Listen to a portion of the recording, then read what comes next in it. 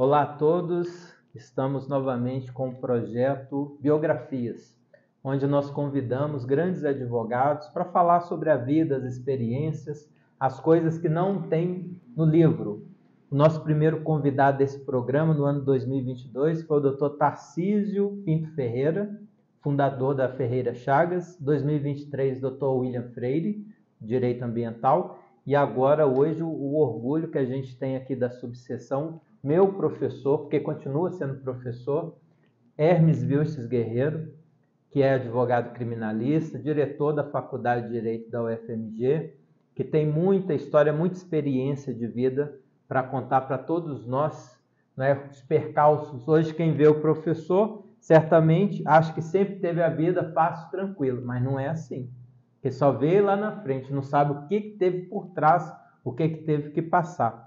Não é isso, professor? Conta para a gente como é que foi o início dessa jornada do senhor do direito, por que o senhor escolheu o direito, da onde que veio a ideia de fazer vestibular para o direito? Boa noite. Olá, né, professor? Olá. Obrigado pelo convite. Para mim, verdadeiramente uma grande alegria, satisfação e honra estar aqui na subseção de Venda Nova com vocês todos, principalmente porque, como você já disse, eu já prefaciei isso, acho que é o seu primeiro livro. O livro do aborto, é verdade. E você foi um aluno querido, né? É um amigo muito estimado. A minha relação com o direito é muito interessante, muito, muito, muito.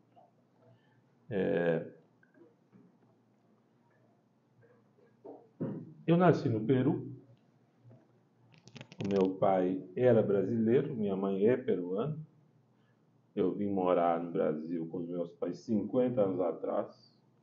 Não tinha família nem no Brasil e nem em Minas Gerais, consequentemente. Vim para Minas por circunstâncias da vida. Morava em Curvelo, uma cidade 1h30 daqui. Minha vida era uma vida duríssima. Assistir aula, ficar na praça depois da aula, jogar futebol depois do almoço, voltar para a praça, de noite ir para a praça, que é a vida de interior, que é uma maravilha. Tive um dia Curvelo, uma cidade muito querida, tenho grandes amigos. E, a bem da verdade, não pensava muito no futuro. E, para ser absolutamente franco, eu não era um bom aluno. Ao contrário, eu era um mau aluno. E eu sou de uma geração, talvez hoje não tenha mudado isso. Bom aluno é aquele que é bom de matemática. Eu nunca fui bom de matemática. Talvez eu fosse bom em história, geografia, mesmo assim, eu gostava de outras coisas. Eu não era um aluno bom, convencionalmente falando. E não pensava muito o que eu vou fazer. Tal. Um dia eu fui, até por sugestão do meu pai, que provavelmente me via passando, ele passava de carro, me via sentado na praça, ele devia ficar pensando assim, o que vai ser desse rapaz? Fica na praça, eu gosto muito de praça até hoje.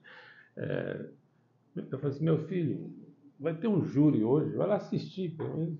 O Dr. Nilton Gabriel Diniz vai fazer um júri, é um grande advogado lá de Cruzeiro. Eu fui.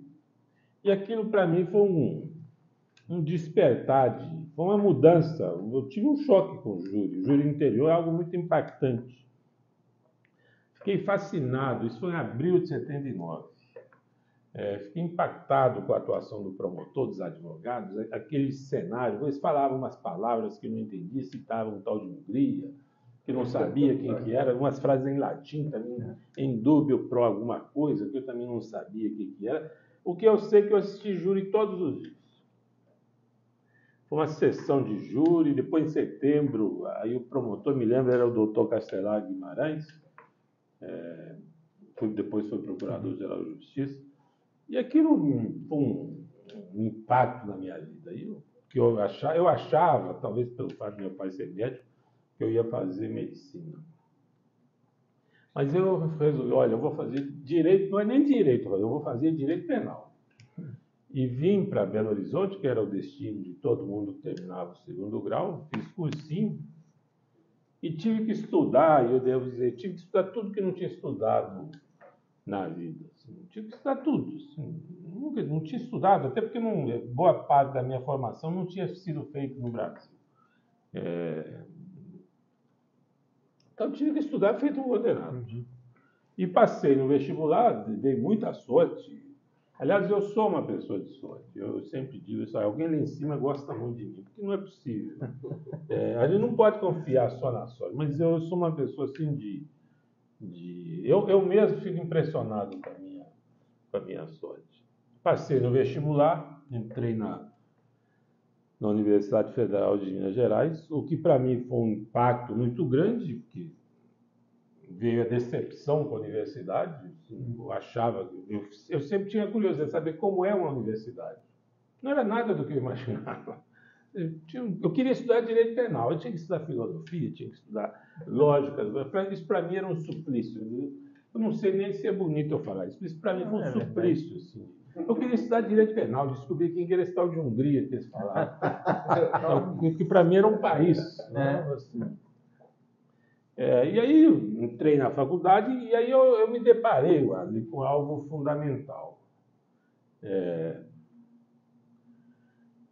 Alguns professores que foram decisivos, não é que foram importantes, não foram decisivos na minha vida. Especialmente, claro, os meus professores de Direito Penal. Professor Sidney Saf, professor Ariosvaldo de Campos Pires, professor Jair Leonardo, professor Marcelo Leonardo, que apesar de ser quase da nossa idade, dos nossos seus alunos, ele era nosso professor, excelente professor, por sinal. Professor Marcos, para citar apenas o professor José Bacedo de Souza, para citar apenas os professores de penal. E eu comecei Olha, eu me lembro, só voltando um pouco, eu vim morar em Belo Horizonte, numa pensão perto da Praça Raul Soares. Eu fazia cursinho no Pitágoras.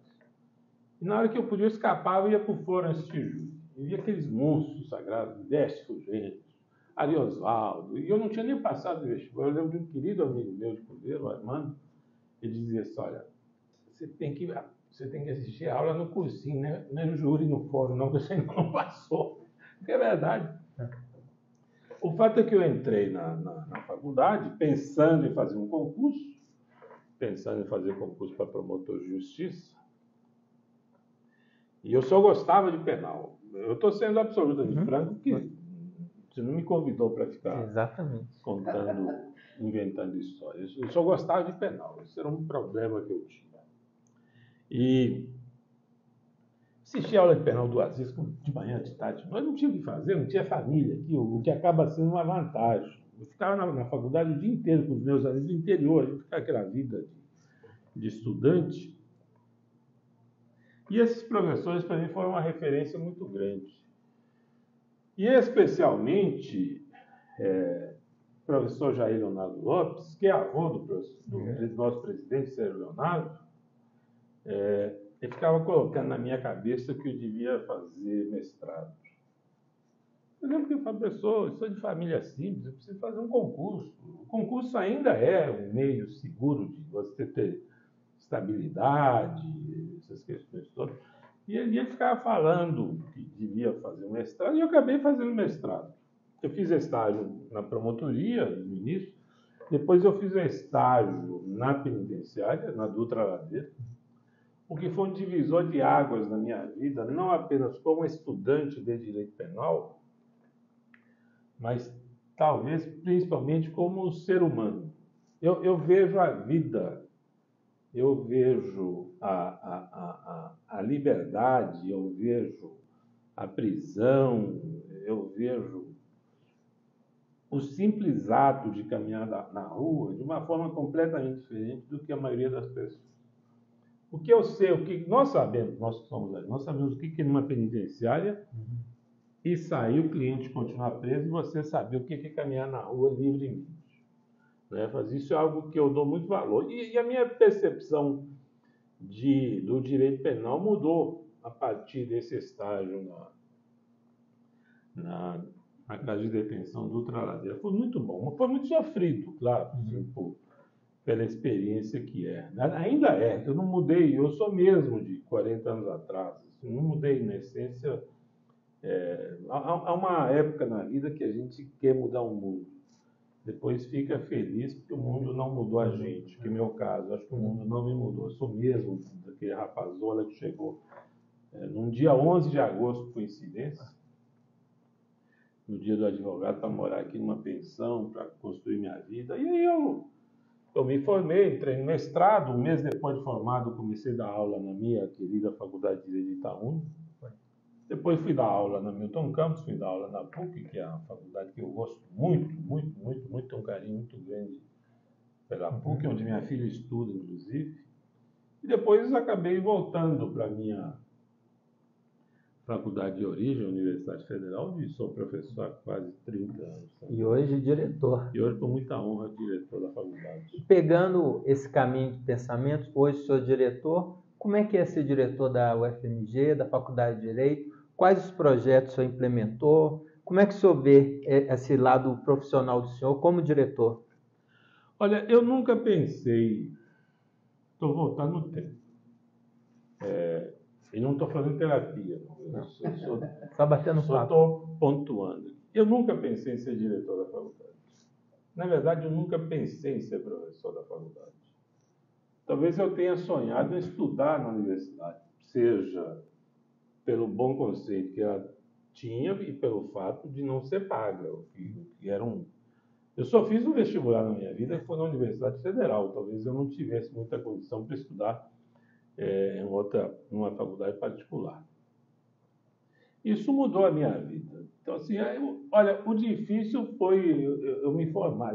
Formar que eu disse entrar na universidade, estudar. Depois, você disse no início aí, para assim, se você parte eu sou diretor da faculdade, mas eu não nasci diretor da faculdade. É um longo caminho. É um longo caminho.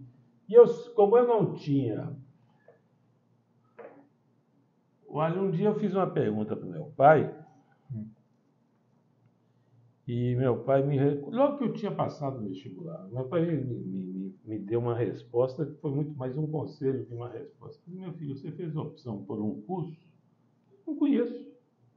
Meu pai era médico, assim, eu não tenho como te ajudar. Sem parentes, sem nada. Não, não tinha sozinho. ninguém, não. Assim, ninguém. Não tinha uma tia para eu visitar, não tinha nada. E ele dizia assim, olha, pergunte para algum professor seu. Ele vai saber te orientar. Meu pai não conhecia os meus professores, evidentemente. E eu passei a fazer isso. Eu passei a conversar muito, e eu não acredito nesses cursos de ensino à distância, exatamente por isso. Olho no olho. Olha, o que está no livro, está no livro.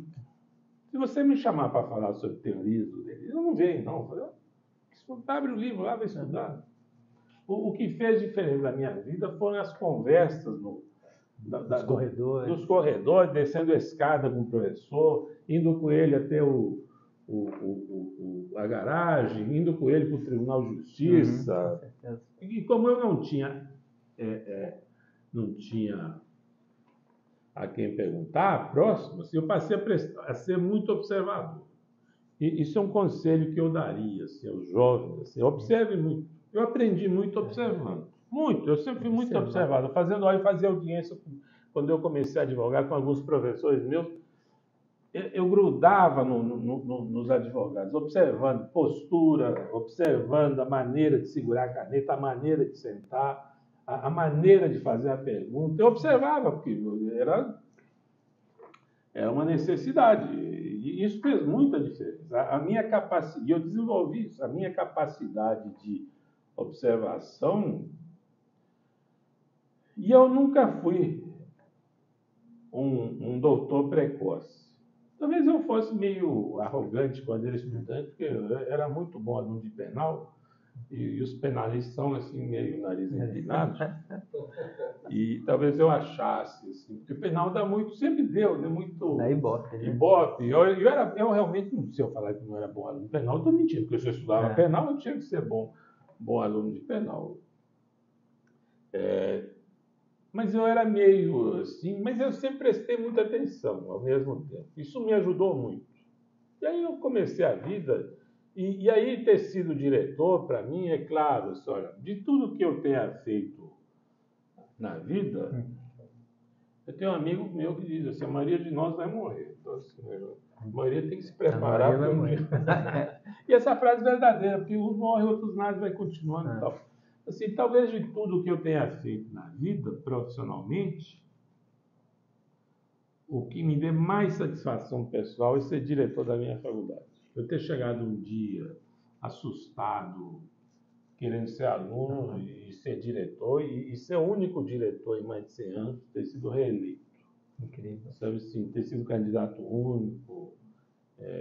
Porque eu desenvolvi a capacidade de ouvir. Eu tenho uma vista que é uma mulher extraordinária. Porque a política em todo lugar é muito difícil, né? O segredo é ouvir mais do que falar. Olha, a história da faculdade é muito interessante, porque a faculdade é de 1892. Uns eram ateus, outros eram católicos, outros eram monarquistas, outros republicanos, alguns positivos. Cada era de um jeito. Uns era jornalista, outro era historiador, outro era advogado. E cada um tinha seus interesses políticos. Mas o que eles faziam? Isso acho que vale para tudo, principalmente hoje. Eles procuravam os pontos de convergência, afastavam os pontos de divergência que existem em todo lugar, na UAB, na igreja, na política, em qualquer colégio, qualquer lugar, e se uniam em torno dos pontos convergentes. É o que a faculdade faz hoje. A faculdade é uma instituição que não tem posicionamento político, respeita as diferenças, é plural. Apartidária e suprapartidária. Como tem que ser, como a AB acho que é também. Com certeza. Olha, então funciona muito bem. Ontem foi uma colação de grau na faculdade, eu estava brincando, mas eles não sabiam que eu estava brincando. Eu assim, se um dia eu sair da diretoria, eu vou sentir muita saudade. Eu vou mesmo. Eu gosto muito. Mas é a vida. É a vida. É bom que seja assim. A gente aprende e passa para frente. Não pode se apegar, né? O apego te traz dor. Esse é o grande compromisso que todo mundo tem que ter. Assim, de saber que um dia foi ajudado, e agora tem que ajudar, e que nós estamos temporariamente ocupando o lugar, e nós vamos passar esse bastão para alguém, e que passe melhor, né? Vai ser melhor do que nós. Né? Se outro dia nós estamos conversando dos nossos alunos, o que se aplica para você também. Sim. Aí o professor disse assim, olha, esses alunos são melhores do que nós. Professor, olha, isso depõe a nosso favor. É ótimo. Isso depõe a nosso favor. Uma tranquilidade. Só porque nós contribuímos para a formação deles. Isso é fundamental. Professor, mudando de assunto, e a advocacia criminal? Quer dizer, os casos criminais, aqui nós temos 3 criminalistas, eu e 2 colegas. Atenção, às vezes noite mal dormida, porque o problema do cliente a gente tem que saber separar, mas nem sempre é possível. A complexidade, às vezes o excesso de documentos, excesso de leitura, excesso de testemunha, tem que preparar, organizar tudo. Como é que o senhor vê a advocacia criminal na vida do senhor? Os segredos assim que o senhor aprendeu de pessoa chegar desesperada? E como é que a gente pode buscar na fonte do senhor da experiência como advogado criminalista esses casos complexos, essa pressão, essa dificuldade do início, sempre muito difícil na advocacia criminal? Como que o senhor viu acontecer isso na sua vida? Olha, eu me formei, fui dar aula, entrei no mestrado, fui dar aula. Eu demorei muito tempo para começar a advogar, porque eu me fazia uma pergunta para mim mesmo, e eu mesmo respondia. Se eu abrir um escritório, quem é que vai me procurar? Qual é o burro que vai me procurar? Eles vão procurar o fulano. Com razão. Tá vendo? Por que vão procurar um recém-formado que ninguém conhece, que não se podem procurar? Professor Ariosvaldo, professor Jair, professor Marcelo, professor Cílio, professor Deus. Você tinha uma galeria do mais alto padrão. Alguém vai procurar, alguém vai me procurar. Não tem sentido. Mas, olha, de todas as áreas do direito, a mais difícil é a advocacia. Tem dúvida nenhuma. Não tem dúvida. Olha, não é ser ministro supremo, não é ser juiz da Corte Internacional. Ser advogado. As habilidades são muito Ele exige, exatamente, ele não exige só uma coisa, ele exige um tanto de ser discreto, conhecimento. Oratória, tudo, saber escrever, tudo. E você tem um problema, né? A agonia. Se você não é comerciante do advocacia criminal, você vai sofrer. Se você é vocacionado para a advocacia criminal, você é sensível. Você vai sofrer. Você pode até, como é o meu caso, fingir de durão. Aí, às vezes, a cara de bravo ajuda muito. Assim, às vezes, porque o cliente não pode achar também que você está... A bel prazer dele. E desesperado. E você não vai levar o cliente para sua casa. Assim. E o grande problema é o que o professor Oswaldo dizia. Olha, o problema da advocacia criminal é que mesmo quando você ganha, é sofrido. Não há nada na advocacia criminal que não seja... Olha, mesmo seu cliente foi absolvido, mas você sofreu. Seu cliente sofreu. E tem a vítima do outro lado também? Não, é tudo. O juiz sofre. Não tem nada de alívio. Tem uma passagem do juiz Margarino Torres, um juiz antigo do Tribunal do Júri. Ele diz que o advogado criminal... Eu não lembro exatamente. É uma passagem muito bonita. Ele diz, o advogado criminal que vive 100 vidas numa possui por detrás do rosto austero um semblante de amargura que se lhe impregna no rosto como a Verônica inapagável da profissão.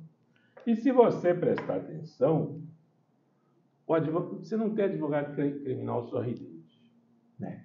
Todos... Não dá para fazer piada. Não, né? todos nós trazemos. Não é, e o Margarito Torres diz, olha, não é uma amargura de ressentimento, não. É a amargura de você lidar com as misérias humanas. Tem que saber lidar com a dor. Não tem jeito. Então, assim, mas aí eu queria fazer um registro.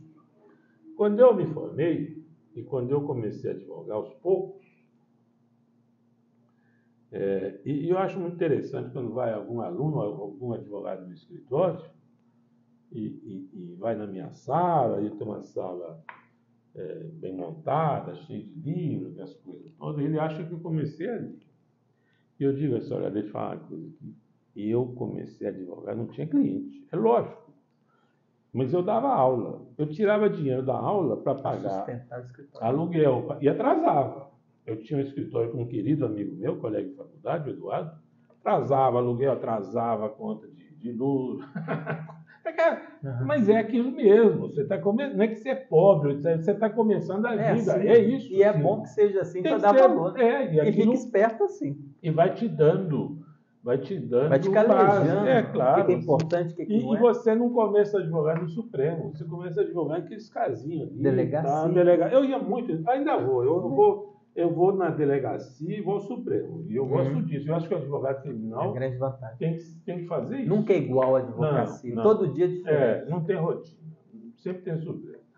Mas assim, eu ia muito, tinha esse tipo de caso. Aí vai aumentando. É uma questão de insistência. Persistência. Agora, você tem que ter alguns requisitos. Quais seriam os mais importantes, assim, professor? Olha, bom advogado criminalista. Eu acho que o bom advogado criminalista tem que ser... O bom advogado é que ele tem cliente. Bom advogado... Mas aí já é a consequência. Pois é. Mas para ele ter cliente é uma questão de tempo. Não existe mágica. Olha, eu abro um escritório... Num dia, meu escritório tem um... Tá bom, tem uma coisa... Porque o cliente vai falar para outro e vem aqui, dá uma entrevista ali... E você vai aparecendo e vai mostrando. É uma questão de tempo mesmo. Agora, você tem que saber se você quer isso. Né? Porque, como eu disse, é a mais difícil de todas. Porque o concurso, você entra, no outro dia você já está ganhando. A advocacia tem que ter uma frieza até... de ganhar o dinheiro hoje e não sair gastando tudo, porque você não sabe amanhã ou daqui a um ano quando é que vai vir o negócio. E você tem que investir o dinheiro. Tem livro, você tem que investir em roupa. Em uma série de coisas. E assim, eu acho que você tem que ter um bom relacionamento. Você tem que conhecer pessoas. Evitar a briga desnecessária. Você tem que ser... Olha, se você me perguntasse, eu acho que eu tive muita sorte, eu já disse. Sim, você me conhece. Sorte, competência, anda muito pertinho. Mas eu tenho umas características assim que eu ainda possa parecer cabotino, autoelogio, mas isso. Eu não falo mal. Você já me ouviu falar mal de alguém? Isso aí nunca ouvi. Não falo. É porque, impressionante. não falo porque não tem vontade. Não tem inimigo, professor. Só nos meios jurídicos a gente conversa com todo mundo, ninguém, né? Não existe de falar mal. O que na nossa área, às vezes, é complicado isso. Mas só não. Não, eu gosto, mas eu gosto, não é falso, não, eu gosto de todo mundo. Cada um é de cada um, É o cada um coração de um jeito. grande. Cada um é de um jeito. Olha, a nossa vida já é tão complicada. O exercício da advocacia já é tão difícil que se você ainda vai brigar com os outros, olha, no mínimo é burrice. Você se afoga, né? Brigar com o juiz. Então, você perguntar se eu já brigou com o juiz, eu falo, não. Promotor, não, isso faz de mim isso é muito um advogado importante. menos Não. combativo, menos... Não, mas tem um jeito certo de combater, né? Tecnicamente. E eu acho que isso é fundamental, estudar.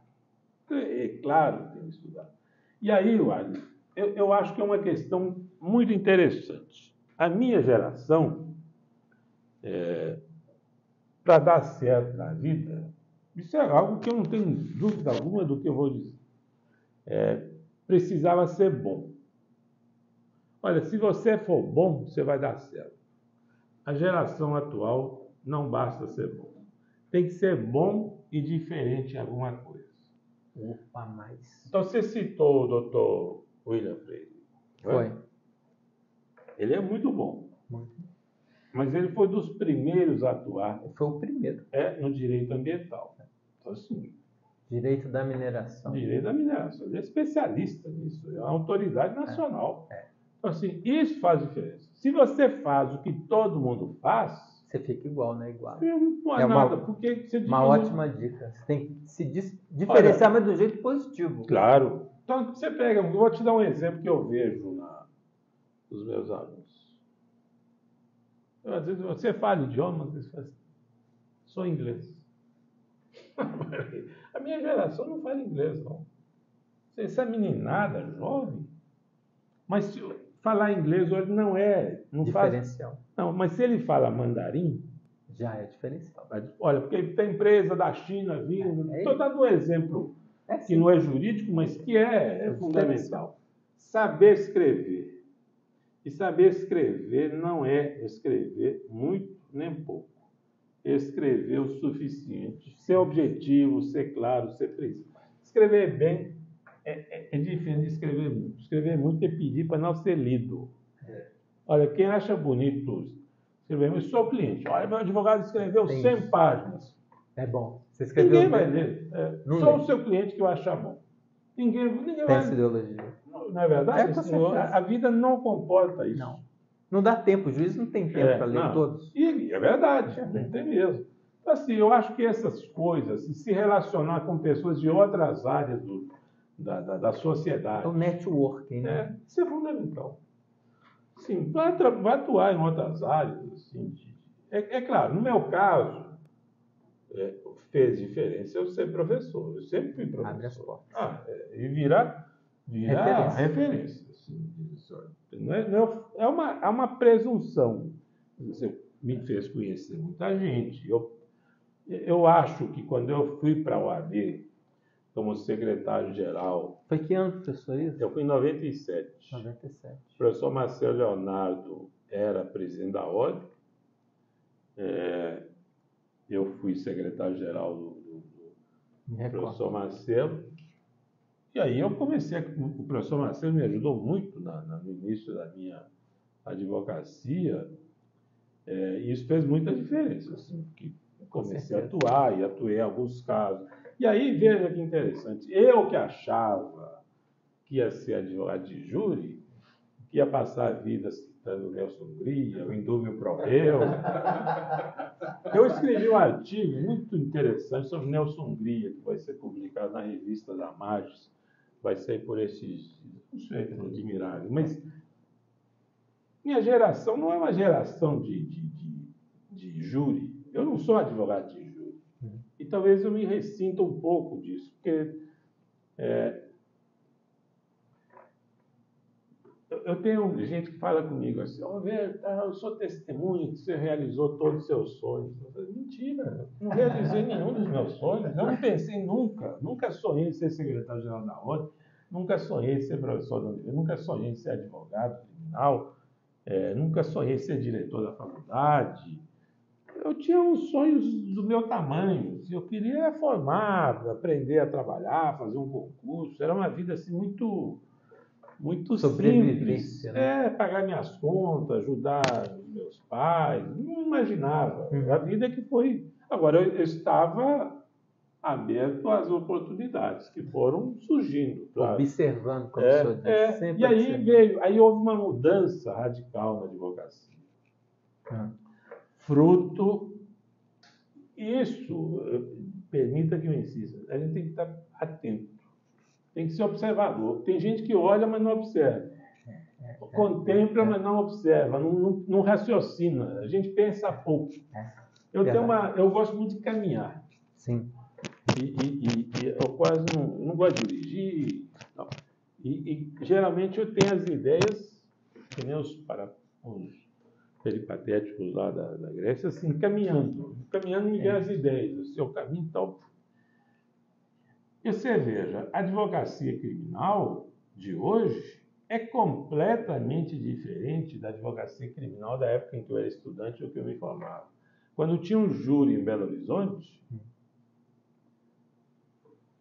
acusação, 10 Fulgêncio, defesa Ariosvaldo de Campos Pires, crime passional. Belo Horizonte parava. Acompanhar. Então parava assim, tinha fila no quarteirão, com razão, como ocorria com Pedro Aleixo e Pimenta Veiga nos anos 50. E é assim mesmo, como ocorria na época do Evaristo de Moraes, na época no início do século passado, esses casos orquestritos, tudo. Hoje a advocacia criminal, em boa medida, ela é empresarial. High-tech. Mudou muito. Talvez tenha menos paixão. Não estou defendendo a volta disso, não. A sociedade mudou, a economia mudou, o Brasil mudou. Esse tipo de crimes, chamados crimes do colarinho branco, tomaram conta da advocacia, em maior ou menor medida. Olha, crimes de licitação, crimes tributários, crimes eleitorais, crimes econômicos, não é? Fala assim, olha, crime consumidor, é outra advocacia criminal. Se você não se prepara para isso, você é tirado do mercado. E o interessante é que continua a modificar. Quer dizer, você tem que pegar, sentir, observar o que está acontecendo, para os próximos passos você está alinhado com o que está acontecendo. Aí você tem uma questão fundamental.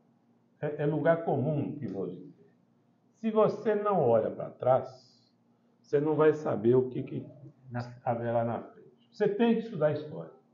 Se você pegar a história do direito, sim, você consegue saber como é que nós chegamos aqui e para onde, mais ou menos, para onde que nós estamos.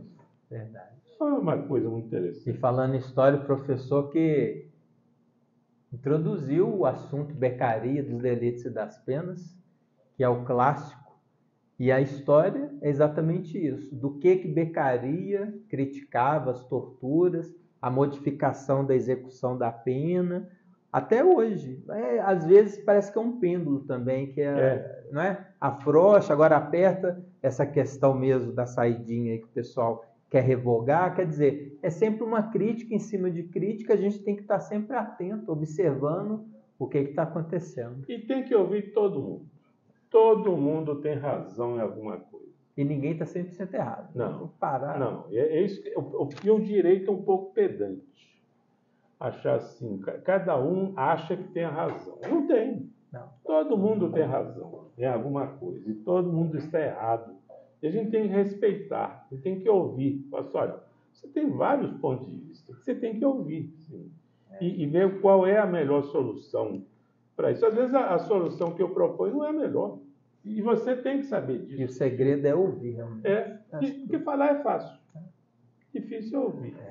É o que o pessoal fala, tem curso de oratória, mas não tem curso de ouvitória. Professor, olha, como eu disse para o senhor, o tempo passa velozmente, o papo é bom. Gostaria de ficar aqui até amanhã conversando com o senhor, porque é uma alegria, uma honra e uma satisfação. Eu vou indagar os colegas se tem alguma pergunta. Doutor André Apolinário, doutor Paulo Henrique, Dr. Walter, que estão aqui acompanhando com a gente. Eu tenho uma pergunta.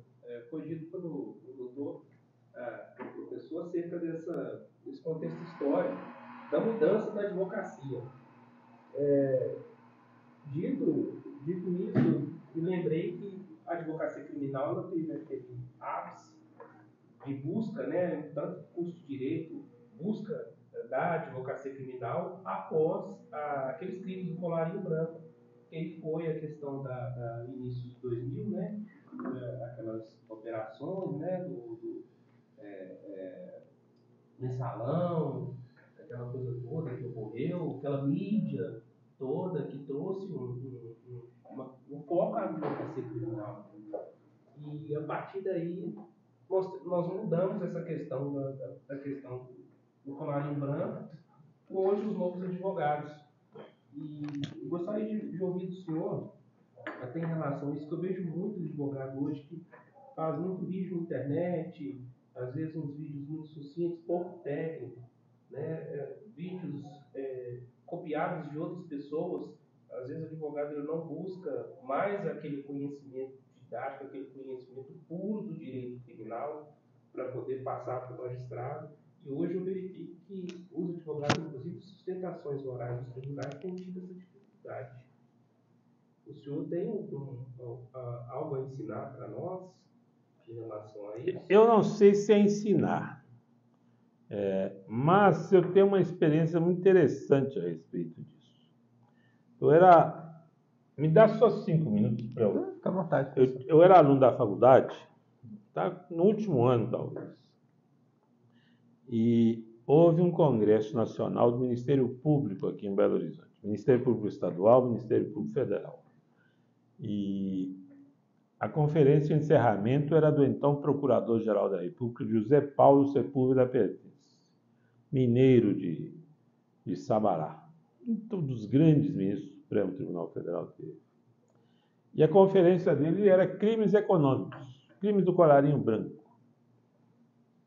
Os debatedores foram um jovem procurador da República, Juarez Tavares, um procurador de justiça do Estado, professor da PUC, professor Joaquim Cabral Neto, e pediram para o Centro Acadêmico Afonso Pena indicar um aluno.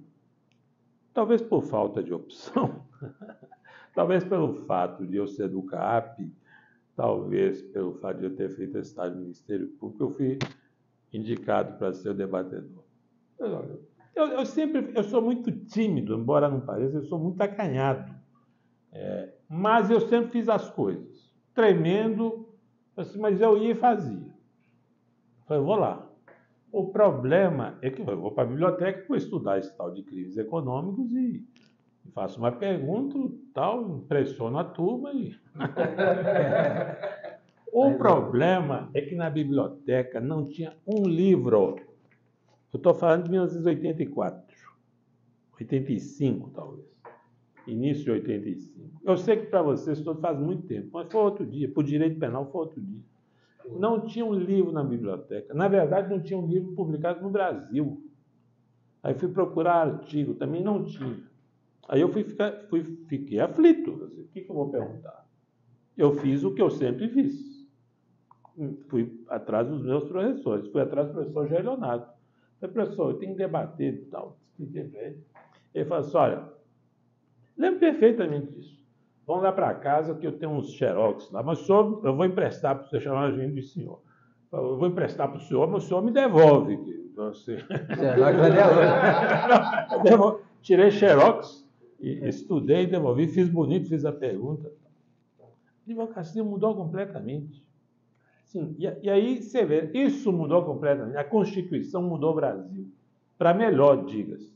A parte de crimes econômicos, as coisas. Agora, o que não mudou? Você pode advogar em qualquer área do direito. Você tem que ter conteúdo. Você tem que ter base. Você tem que saber escrever. Você tem que saber o processo penal é pro cadere, é andar para frente, vai terminar. Você tem que saber o que você está fazendo. Não é audiência de quinta-feira, não. É a sentença que um dia vai sair. Você tem que saber o que você quer. Isso é fundamental. Agora, nós vivemos uma época de valorização exagerada da imagem, principalmente da autoimagem. Nós abrimos mão da nossa privacidade. Eu vou num show, estou falando eu não. Você vai num show, todo mundo, em vez de prestar atenção no show, está se filmando para mostrar, para colocar no Instagram depois. É algo falso, né? Isso é algo absurdo. A tecnologia tem umas coisas sensacionais. Isso aqui é um exemplo sensacional, assim, você fica gravado e tal. Isso não te dá sustentação. Isso impressiona no início, uma ou duas vezes. Porque, às vezes o advogado se coloca falando, filmando, mas não coloca o resultado do julgamento. Eu não assisto, não, evidentemente que eu não assisto. Eu fico me perguntando, mas o que será que aconteceu? O advogado brigando com o juiz, que vai filmar, não vai filmar. Eu acho umas brigas tão burras, tão deselegantes, assim, precisa sem disso. Sentido, sem sentido. Sim. Aí o que você tem que ter é base. Agora, eu acho que o que faz diferença, e aí eu vou copiar o ministro Evandro Lins e Silva, que foi advogado do Dock Street, tem um podcast sensacional, a Praia dos Ossos, que eu ouvi o julgamento na Rádio Itatiaia, eu era estudante, fazia cursinho, que é algo sensacional. Foi o processo de maior repercussão da história do Brasil. O crime passional. O DOCA matou. O crime passional. Quem ama não mata, que as coisas todas. Depois, o processo de maior repercussão na história do Brasil, o criminal, foi o Mensalão. Isso, Mensalão. No qual eu tive a oportunidade de atuar. Vários advogados daqui atuaram. O professor Marcelo Leonardo, o professor Maurício Campos, Leonardo Izaguirre-Chevski, Maurício Campos, eu já disse, o Castelar, Paulo Sérgio, Ronaldo Garcia, vários. E por sinal, assim, até porque a imprensa registrou isso, nós tivemos uma atuação muito destacada. Que boa atuação é diferente de bom resultado. Você não faz mágica. Não tem. Estou dizendo da atuação dos advogados mineiros nesse processo. Agora, o que eu acho que não muda, eu acho que faz diferença, e o ministro Evandro o ministro Evandro Lins e Silva foi advogado, foi ministro supremo, procurador-geral da República, ministro de Relações Exteriores, um grande advogado. Uma vez, do alto de seus 80 e poucos anos, perguntaram para ele assim, ministro, que conselho o senhor daria para um jovem advogado, para um estudante, alguém que está começando? É o mesmo que eu daria. Ele dizia assim, jovens, leiam muito. Se sobrar tempo, leiam um livro de direito. Isso faz diferença. Cultura. O que se impressiona um juiz hoje em dia? Tem 40 sustentações orais. Olha, pegando um ponto aqui, eu costumo ler bastante também, e também não busco muito ler também a questão do direito, porque eu percebi isso. Você está lá, você lê esse segundo artigo tal, segundo súmula tal, desembargador, não adianta. Desembargador, eu sei o que é. Eu sei o que é. Isso não surpreende mais o ouvinte, o juiz, o desembargador, o ministro. E realmente esse ponto é muito importante. Fundamental. Muito bem.